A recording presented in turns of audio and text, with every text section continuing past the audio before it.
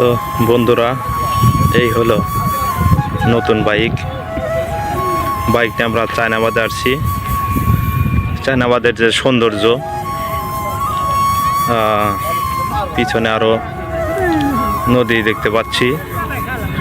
নদীর ঠিক পূর্ব প্রান্তে চলে আসছি।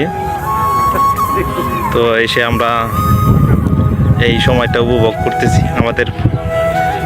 আমাদের বড় ভাই সলেমান ভাই আমাদের সাথে আছেন, ছোট ভাইও আছে। ওর বাইকটাই নিয়ে আজকে আসলাম এবং এত সুন্দর মানে আবহাওয়াটা আজকে একটু মেঘলা মেঘলা ভাব আছে অবশ্য। তো তারপরেও চায়নাবাদেই প্রথম আসা বন্ধুগণ। তো আশা করি আপনারা আমাদের সাথেই থাকবেন, অনেক ভালো লাগবে চায়নাবাদ থেকে ঘুরে যেতে। অবশ্য এখানে রোদের সময় একটুখানি সমস্যা হয়। তো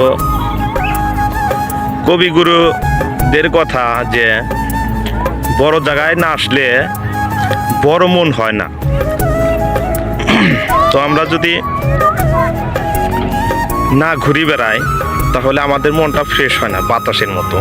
এখানে সুন্দর বাতাস লাগে, গরমের সময় আরামদায়ক। এবং ও পাশে দেখতে পাচ্ছি অনেক দোকানপাটগুলো অনেক সুন্দর। তরুণী বসে আছে, ভাইয়াগুলো বসে আছে, অনেক সুন্দর লাগতেছে আর কি। তো দর্শকবিন্দু, এই ছিল আমার হাতে চায়নাবাদের দৃশ্যগুলো। এখন অবশ্য বেলা নেই, রোদ পড়ে গেছে, এই জন্য একটু আবসা আবসা মনে হচ্ছে। তো এই ছিল আজকে চায়নাবাদের মূল আকর্ষণ।